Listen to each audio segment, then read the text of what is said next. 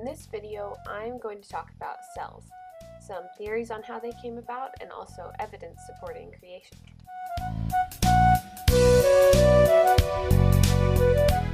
Okay, so I'm cleaning off my board, wiping it off. Alright, so in this part, I will show two different theories that are very common that scientists have today. The first one is the idea that several chemicals spontaneously assembled into bubble-like structures at an unknown location. And these structures formed molecules, and the molecules replicated themselves. And as they continued to replicate, they formed cells. So this belief that they have would be suggesting that all life on Earth was completely by accident. Okay, so this next theory is that the first cells arrived on Earth from outer space. And that really doesn't have any evidence. That was created because scientists could not prove that life can spring from non-living molecules, so they assumed that it came from space. And that little orange guy in the green spaceship would be the cell.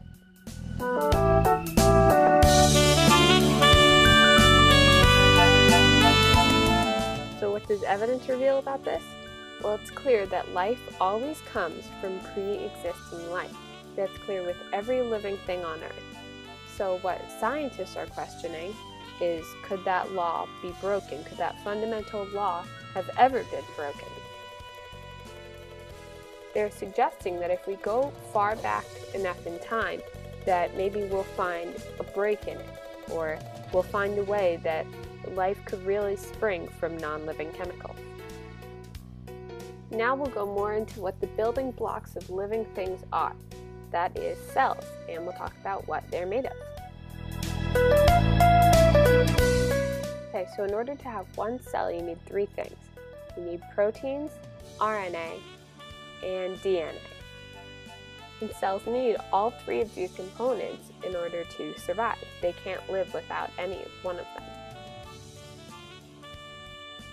So here we have Stanley L. Miller, who was a very famous scientist. And it was in 1953 that Miller was able to create amino acids, which are a lot of what make up proteins.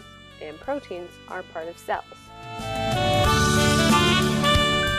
And it was because of what he did that many people started to believe that all compounds of a cell, all parts of the cell, could be created using non-living materials such as chemicals, as Miller had done. So here I'll show another proof that cells could not have occurred by accident, and that is because proteins need ribonucleic acid, or RNA, in order to survive, to be created.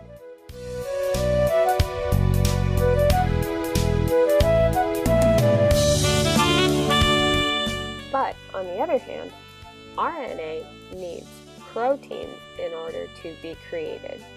So how could that have happened? How could that have occurred that they both were created before the other one, or they both occurred at the exact same millisecond?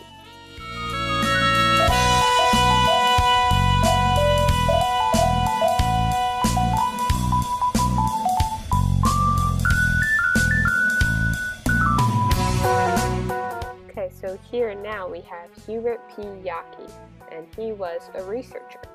And I'm quoting him here when he said this. He said, "It is impossible that the origin of life was proteins first. The probability of this happening is astronomically low." And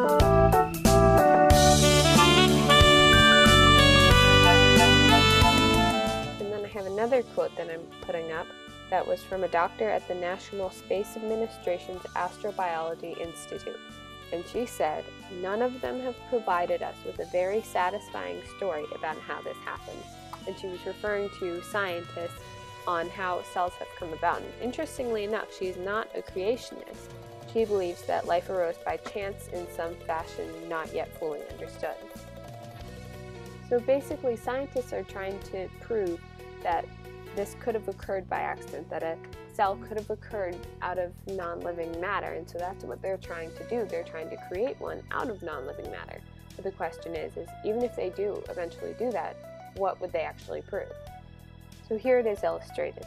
Say there was a scientist who wanted to build a robot. He made the robot, completely out of naturally occurring elements, but transformed them into steel, plastic, silicone, and wire. And he constructed this robot so that it would be able to make replicas of itself. Even if he was able to do this, what would he prove? He would prove that an intelligent being can create an impressive machine. He wouldn't be proving that it could have occurred naturally, because obviously he put a lot of work into this and it took a lot of design in order to accomplish it. So this is illustrating that even if scientists did eventually make a cell, even out of naturally occurring elements, it doesn't prove that that could have happened by accident. It actually proves quite the opposite, just as the scientist with the robot would have proved. So after watching this, what do you think? What does all of this prove? I personally believe that there's actually a lot more evidence in creation than there is in evolution. And somebody who does believe in evolution would need a lot more faith. It would require a lot more faith to believe in that.